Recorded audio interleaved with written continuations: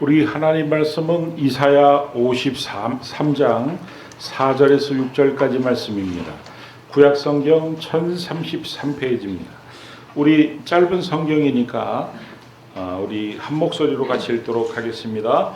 그는 실로 우리의 질고를 지고 우리의 슬픔을 당하였거늘 우리는 생각하기를 그는 징벌을 받아 하나님께 맞으며 고난을 당한다 하였노라.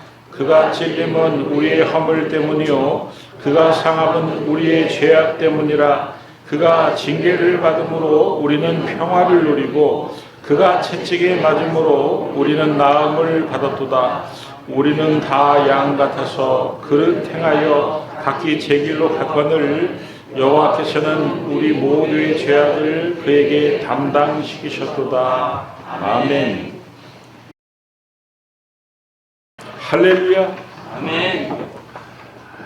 어떤 아이가 엄마한테 엄마 어저께도 밥 먹었고 그저께도 밥 먹었는데 오늘 또 밥 먹어야 돼요? 그러면은 여러분이 부모라면은 어떻게 대답하시겠습니까? 당연하지. 그래야 살 수 있는 거야. 그래야 건강한 거야. 성격이 좀 있는 분은 그냥 먹을래? 맞고 먹을래? 여러분, 당연히 우리가 밥을 먹어야 되는 것처럼 그래야 살 수 있고 그래야 건강한 것처럼 여러분 교회가 살 수 있고 교회가 건강한 방법이 뭡니까? 복음을 들어야 됩니다. 복음을 수시로 밥 먹듯이 듣고 또 복음을 전할 수 있어야 됩니다. 그래야 건강한 교회지. 아무리 그 설교 말씀이 화려해도 복음을 듣기가 너무 힘들다. 그러면 건강한 교회가 아닙니다. 여러분, 요즘 AI가 유행을 해가지고 제가 설교 준비를 하면서 AI야, 지구가 어떻게 만들어졌는지 기원을 좀 알려줘 그랬더니 저 머나먼 별이 이름 없는 별이 폭발해가지고 중력에 의해서 뭉쳐져서 만들어졌대요. 그래가지고 AI한테 다시 물어봤습니다. 인간의 기원에 대해서 인간이 어떻게 만들어졌는지에 대해서 알려줘 그랬더니 먼 깊은 바다에서 단세포 생물이 오랜 시간을 거쳐 어류가 뭐예요? 생선이죠. 되었다는 거예요. 그러니까 여러분 이제 앞으로 식탁에서 생선구이 해 먹을 때마다 인간의 조상을 여기서 제가 먹습니다. 그 어류가 어느 날 무태 오르고 싶어가지고 오르다 보니까 다리가 생겨가지고 양서류, 제 얘기가 아니에요. AI한테 한번 물어보세요. 양서류와 파충류로 진화가 되었고 공룡이 지배하던 시절에는 제 얘기가 아닙니다. 인간이 쥐새끼만큼 작았는데 공룡이 멸종하고 난 뒤에 점점 커져가지고 인간이 되었다. 이렇게 설명을 하고 있더라고요. 여러분, 공통점이 뭐냐면 지구가 왜 만들어졌는지 인간이 왜 만들어졌는지 공통점이 뭐냐면 우연히 만들어졌다는 것입니다. 폭발을 하고 결합을 하고 우연히 만들어져서 진화의 방법으로 만들어졌다. 여러분 스마트폰 다 갖고 계시죠? 스마트폰이 어떻게 만들어졌는지 제가 설명을 드려볼게요. 스마트폰의 부품은 우연히 만들어졌고 시간이 오래 지나면서 저절로 결합이 돼서 스마트폰이 만들어진 겁니다. 이렇게 제가 설명을 드리면 속으로 미쳤구나.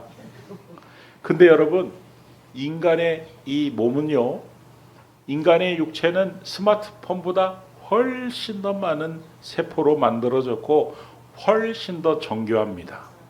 그런데 인간의 몸이 우연히 결합이 돼가지고 진화가 돼가지고 만들어졌다 이렇게 말하는 것은 스마트폰이 우연히 부품이 만들어져서 우연히 결합이 되어서 만들어졌다라고 말하는 것보다 더 심각한 얘기다 이런 말씀이에요. 그러나 성경은 창세기 1장 1절에 뭐라고 말합니까? 태초에 하나님이 천지를 창조하시니라. 하나님이 천지를 만드셨고 하나님이 인간을 창조하셨다고 말씀하십니다. 여러분 잘 생각해 보십시오. 진짜 인간이 저 바다에서 단세포에서 어류에서 생선에서 파충류에서 양조류에서 쥐새끼만큼 작았다가 커져가지고 만들어졌는지 아니면 하나님이 진짜 인간을 만들었는지 여러분 성경의 방법이 훨씬 더 합리적이고 과학적이고 이성적인 줄 믿으시기 바랍니다. 아멘. 여러분 인간을 하나님이 만드실 때는 행복한 존재로 만드셨습니다. 에덴 동산을 만들어 주셨는데 그 에덴 동산은 행복이라는 뜻입니다.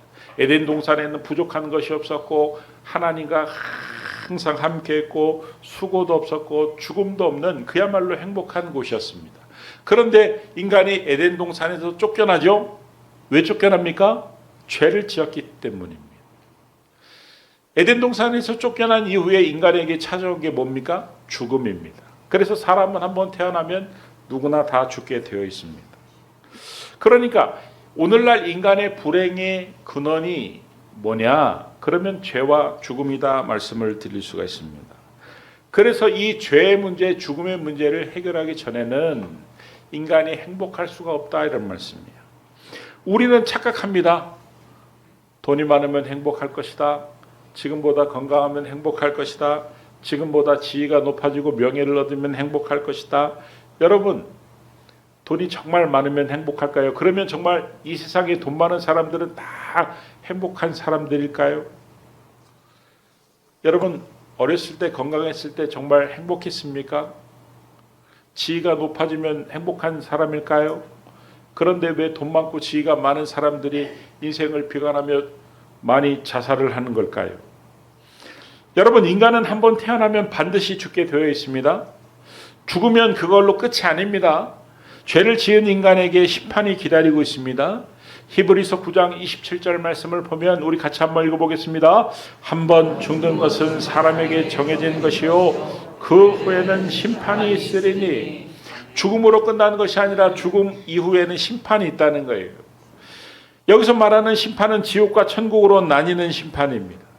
죄를 지은 인간은 그러면 어디를 가게 되어 있습니까? 지옥에 가야만 합니다. 여러분 지옥은 무서운 곳입니다.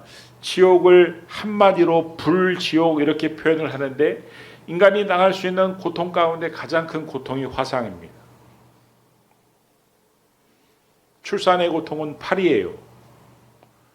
절단의 고통은 구이에요. 10이 가장 극악한 고통은 화상입니다.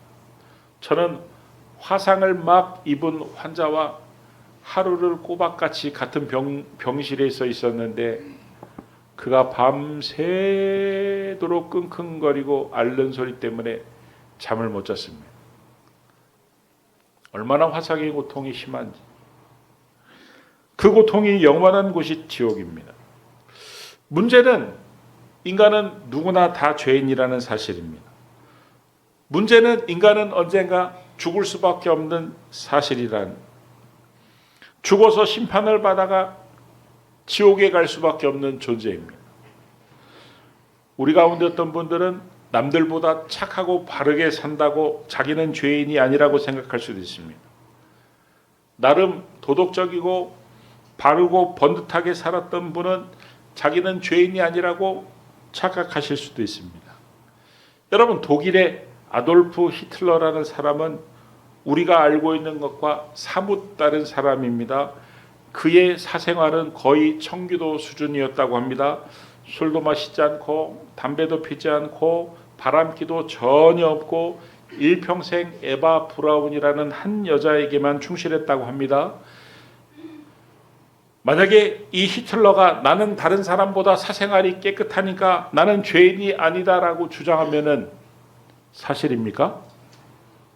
반면에 영화 그 쉰들러 리스트에 나오는 이 오스카 쉰들러라는 사람은 나치 치하에서 유대인들을 1,100명 이상 사비를 털어가지고 구출해낸 사람이죠. 그래서 그는 이스라엘로부터 의로운 이방상을 받을 정도였습니다. 그러나 이 오스카 쉰들러의 사생활은 사실은 복잡했다고 합니다. 술을 좋아하고 호화로운 파티를 즐기고 여자를 너무 좋아해가지고 여성 편력이 대단했다고 합니다. 만약에 이 오스카 쉰들러가 나는 유대인을 구했기 때문에 나는 죄인이 아니다 라고 주장을 한다면 사실입니까? 아니, 히틀러가 그 수많은 유대인들을 죽여놓고 자기 사생활 깨끗하다고 죄인 아니라고 하면은 받아들일 수 있겠느냐, 이런 말씀이에요. 그러니까 기독교에서 말하는 죄의 기준은 세상 사람들이 생각하는 것과는 다릅니다. 완전히 다릅니다. 사회에서의 죄는 드러난 것만 죄로 판단합니다. 드러나지 않으면 그 어떤 것도 죄가 안 됩니다. 철저한 증거 위주지만 기독교에서 말하는 죄는 드러난 것만 죄가 아니라 생각으로 죄를 지어도 죄입니다. 그래서 하나님의 기준으로 보면은 죄인이 아닌 사람이 아무도 없습니다. 로마서 3장 23절 말씀에 모든 사람이 죄를 범하였음에, 모든 사람이라는 말은 예외 없이 전부 다 이런 뜻이죠. 또 로마서 3장 10절 말씀을 보면은 기록된 바 의인은 없나니 어떻게 없음에? 하나도 없다. 하나도. 한 명도 없다는 거예요. 그래서 인간은 누구나 죄를 지은 인간이기 때문에 지옥 갈 수밖에 없다는 것입니다. 심판을 받고 영원한 지옥불에 떨어질 수밖에 없다는 것입니다. 그런데 하나님은 그런 인간을 불쌍히 여기십니다. 죄로 인해 타락을 하고 심판을 받아가지고 지옥에 떨어질 운명의 인간을 불쌍히 여기시는데, 왜냐하면 하나님은 사랑의 하나님이기 때문입니다. 그래서 하나님께서 인간의 그 죽음의 문제를, 심판의 문제를, 지옥의 문제를 해결하기로 작정하셨습니다. 하나님은 인간이 스스로의 문제를, 그 죄의 문제를, 인간이 스스로 죄의 문제를, 인간이 스스로 심판과 지옥의 문제를 해결할 수 없음을 아시고 인간의 죄를 몸소 끌어안으시기로 작정하셨습니다. 죄에 대한 심판을 당신에게로 돌리기로 작정하셨습니다. 그래가지고 하나밖에 없는 아들 예수에게 죄에 대한 형벌을 대신 받게 하셨는데, 우리 대신에 십자가에 우리의 죄를 대신해서 못 박아 죽게 만드셨습니다.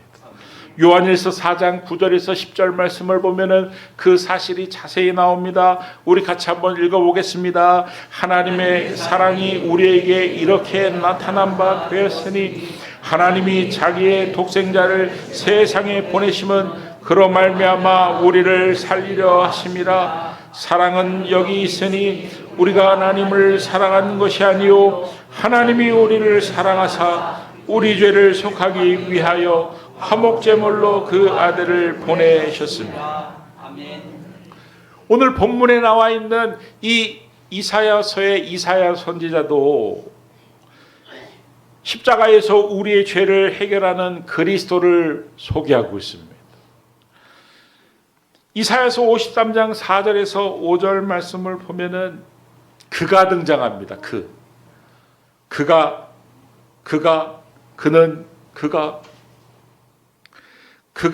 슬픔을 당하셨다. 그가 징계를 받았다. 그가 채찍에 맞았다. 그가 찔림을 받았다. 그가 상함을 입었다. 여러분, 여기서 말하는 그가 누구일까요? 예수님입니다. 우리가 여기서 주목하고 붙들어야 될 단어는 때문에라는 때문에. 왜 그가 그렇게 당하셨나? 왜 그가 그렇게 찔림을 당하시고 그가 그렇게 상하셨나? 때문에. 누구 때문에? 그가 찔림은 우리의 허물 때문이요 그가 상함은 우리의 죄악 때문이라. 여기서 말하는 우리가 누굽니까? 납니다. 내 죄 때문에, 나 때문에 예수님이 징계를 받으셨고 예수님이 채찍에 맞으셨다는 거예요. 이사야서 53장 6절 말씀을 보니까 여호와께서는 우리 모두의 죄악을 누구에게 담당시키셨도다? 그에게. 그가 누구라고요? 예수님에게 담당시키셨도다. 우리 모두의 죄악을, 저와 여러분의 죄악을 그에게, 예수님에게 하나님께서 담당시키셨도다. 이 말은 우리가 받아야 할 죄값을 예수님이 대신 받으셨다는 거예요. 어떻게 받으셨습니까? 십자가에 못 박아 피 흘려 죽기까지 받으셨습니다. 여러분, 천국 가는 방법은 간단합니다. 아주 쉽습니다. 예수님께서 내 죄를 위해서 대신 죽어주셨다는 사실을, 그래서 그분이 나의 구주가 되신다는 사실을 믿고 입으로 고백만 하면 천국 갈 수 있는 것입니다. 아멘. 저는 누군가가 인생을 열차에 타는 것에 비유를 했는데 그 비유가 너무너무 마음에 듭니다. 여러분, 어떤 회사에서 회사의 운명이 걸려있는 바이어를 만나가지고 계약을 하는, 사인만 하면 되는 그런 운명적인 만남이 서울에 있는 회사인데 부산에서 바이어를 만나기로 계약을 했다고 한번 생각해 보십시오. 자, 이제 열차를 타고 이제 서울에서 부산으로 가야 되는데 제일 먼저 고려해야 될 가장 중요한 사항이 뭘까요? 열차가 좋은 걸까요? 열차를 운전하는 차장의 솜씨가 좋은 걸까요? 아니면 열차의 시설이 좋아야 되는 걸까요? 옆에 앉은 사람이 마음에 드는 사람이어야 될까요? 아니면 그 열차에서 왔다 갔다 하면서 하는 그 서비스가 중요한 것일까요? 아니면 부산으로 가야 하는 목적지가 중요한 것일까요? 제일 중요한 게 뭘까요? 목적지입니다. 목적지입니다. 목적지가 바르지 않으면 어떤 일이 벌어집니까? 아무리 좋은 사람을 만나도, 아무리 좋은 경치를 구경을 해도, 아무리 맛있는 것을 먹어도 소용이 없는 것입니다. 목적지에 가까우면 가까울수록, 만약에 예를 들어 가지고 부산으로 내려가야 되는데 부산으로 내려가는 열차는 너무 후졌어. 가다가 경치도 별로래. 강원도로 가는 열차를 타면은 가다가 경치도 좋고 먹을 것도 아주 잘 나오고 서비스도 아주 기가 막히대. 그래가지고 그 부산으로 내려가야 될 사람이 강원도 가는 열차를 딱 타면은 목적지에 거의 도착하면 도착할수록 어떻습니까? 마음이 불안하고 답답하고 눈앞이 막막해지는 것입니다. 그러나 여러분, 목적지가 바르면은 비록 열차가 좀 불편해도, 가다가 경치가 좀 마음에 안 들어도, 옆에 있는 사람이 내 마음에 안 드는 사람일지라도 참을 수 있고, 또 목적지인 그 부산에 도착하려고 가까우면 가까울수록 마음이 편해지고 기대감이 생기고, 이제 사인만 하면 회사도 살아나고 퇴근도 하고 좋아질 일들만, 그래가지고 마음이 참 편해지는 것입니다. 그러니까 여러분, 심판과 멸망이라는 목적지를 향한 열차를 탈 것인가, 아니면 구원과 영생이라는 목적지를 향하는 그 열차를 탈 것인가. 죽어보니까 이게 아니네, 나 다시 태어날래요 하면 안 되는 것입니다. 잘못 탔다면은 가는 동안 바꿔 타야 되는 것입니다. 바꿔 탈 수 있는 기회는 아무 때나 오는 게 아닙니다. 일생에 몇 번 오지 않습니다. 그러니까 여러분, 우리가 정말 내가 예수를 믿는지, 예수님이 어떤 분인지 정확히 알고 믿는지, 그래서 내가 지금 천국으로 가고 있는지 확인을 하고, 만약에 내가 예수를 믿지 않고 예수 때문에 내가 구원받았다는 사실을 확신할 수 없다면 지금이라도 늦지 않았어요. 예수 믿고 천국 가면 되는 것입니다. 아멘. 할렐루야. 아멘. 여러분, 예수님이 이 땅에 오신 것은 못된 놈들 멸망시키려고 오신 게 아닙니다.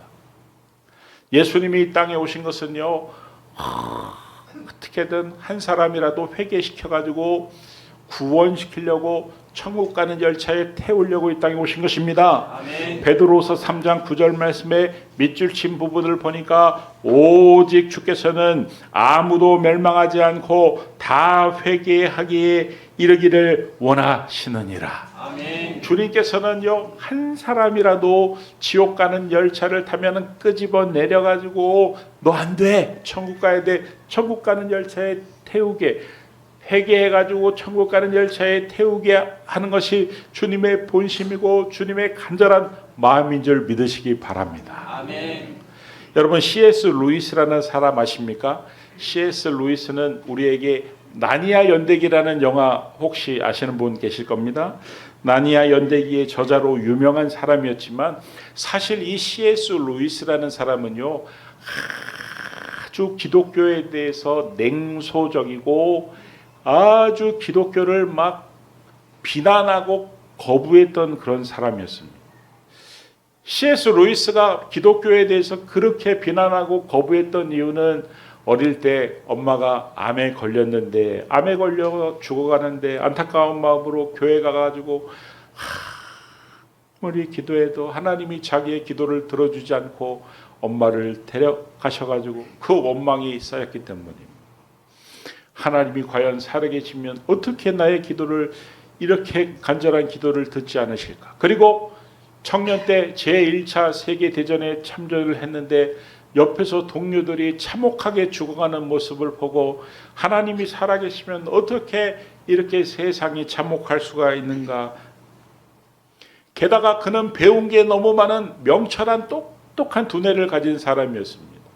그러니까 자기가 가진 그 이성으로 기독교를 근거 없는 신화로 치부하며 아주 완고하게 거부했던 그런 사람이었습니다. 그런 그에게 3명의 친구가 있었는데 그 첫 번째 친구는 오웬 바필드라는 절친한 친구였는데 변호사였습니다. 이 변호사였던 그 오웬 바필드는 C.S. 루이스를 만나면은 격렬한 철학적 논쟁을 벌였습니다. 그래가지고 나중에 그 C.S. 루이스가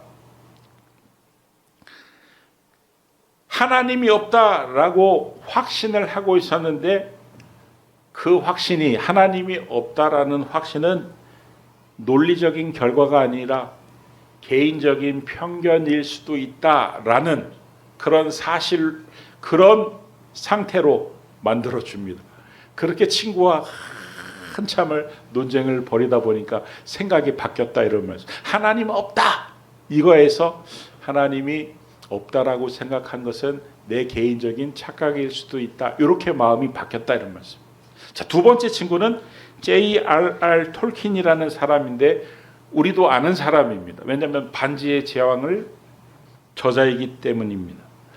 그는 C.S. 루이스가 가장 신뢰하던 그런 동료 교수였는데 이 C.S. 루이스가 신화, 그리스 신화를 아주 좋아한다는 사실을 알고 그 사실을 파고들어서 복음을 전했는데 1931년 9월 19일 날 밤에 이 C.S. 루이스를 자택에 초청해서 새벽 3시까지 산책을 하며 그와 이야기를 하는데 C.S. 루이스에게 자네가 그리스 신화를 너무너무 좋아하는데 자네가 좋아하는 그 이교도 신화들은 사실 하나님이 인류에게 주신 진짜 신화인 복음을 예고하는 그림자에 불과하네 이렇게 설명하면서 아주 쉽게, 그래서 복음이야말로 인류 역사상 가장 아름다운 이야기라는 사실을 깨닫게 해주고 마음의 빗장을 여는데 이 톨킨이라는 사람이 역할을 합니다.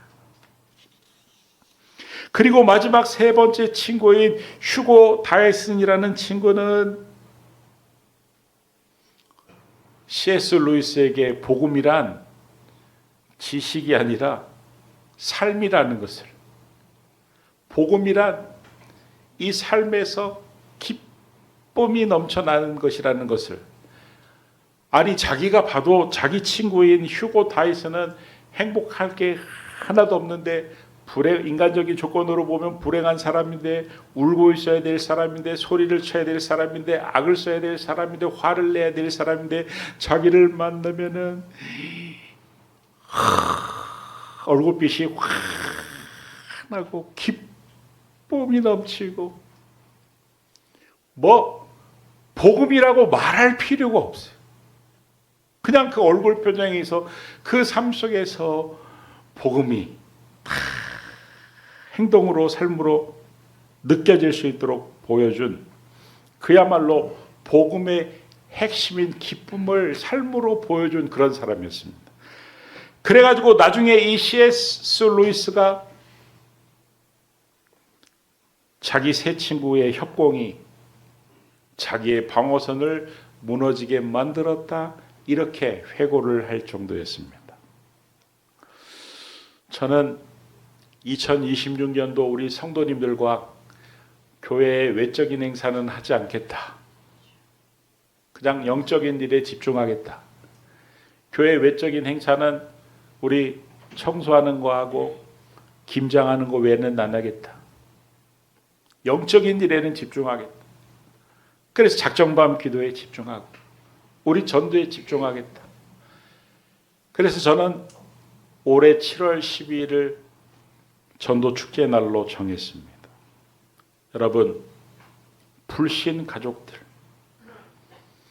아무 생각 없이 지금 저 지옥으로 달려가는 열차에 타고서 아무 생각이 없는 우리 사랑하는 가족들, 친척들, 우리 주변의 친한 동료들,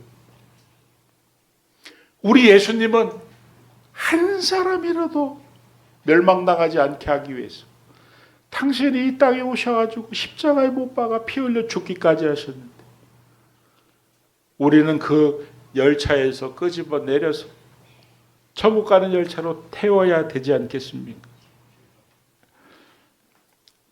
부디 C.S. 루이스의 새 친구처럼 되어주시길 부탁을 드립니다.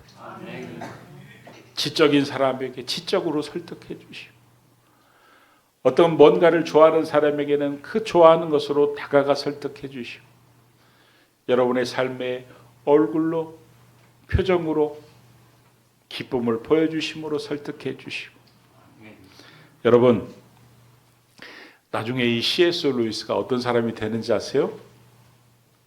기독교 역사상 가장 위대한 기독교 변증가가 됩니다. 변증이 뭐냐면요, 변자가 변호하다 이런 뜻입니다.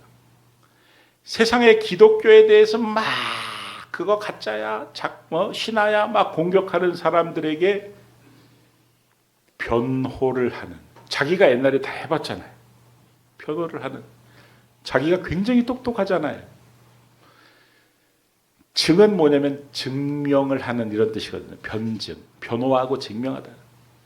가장 뛰어난 기독교를 변호하고 증명하는 위대한, 여러분이 전도하는 사람이 여러분의 기대 안에 그냥 천국만 갔으면 좋겠다, 구원만 받았으면 좋겠다 이렇게 생각하고 전도할지 몰라요. C.S. 루이스의 새 친구도 아마 C.S. 루이스가 그냥 천국만 갔으면 좋겠다, 지옥만 안 갔으면 좋겠다 이렇게 생각하고 전도했을지 몰라요. 그런데 하나님이 이 C.S. 루이스를 기독교 역사상 가장 뛰어나고 훌륭한 변증가로 사용하셨던 것처럼, 여러분이 그냥 천국만 갔으면 좋겠다고 생각했던, 구원받았으면 좋겠다고 생각하는 사람이요, 어쩌면 무디 목사가 될 수도 있고, 어쩌면 C.S. 루이스가 될 수도 있고, 어쩌면 여러분은 지금까지 인생을 살면서 난 3명밖에 전도를 못했는데 300명, 3,000명을 전도하는 그런 위대한 인물로 사용할 줄 어떻게 알겠습니까?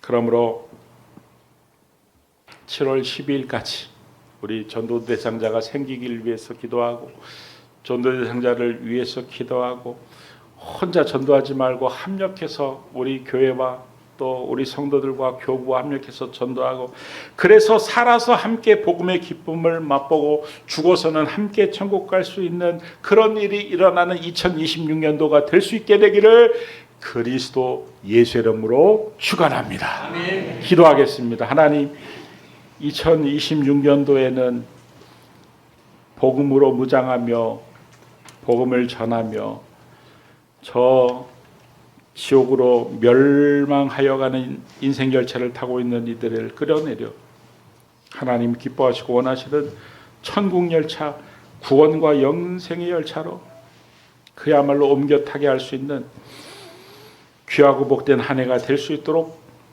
주님 도와 주시옵소서. 7월 10일 전도 축제에 모두가 다 참여할 수 있도록 마음 문을 열어 주시옵소서. 예수님의 이름으로 기도드립니다. 아멘.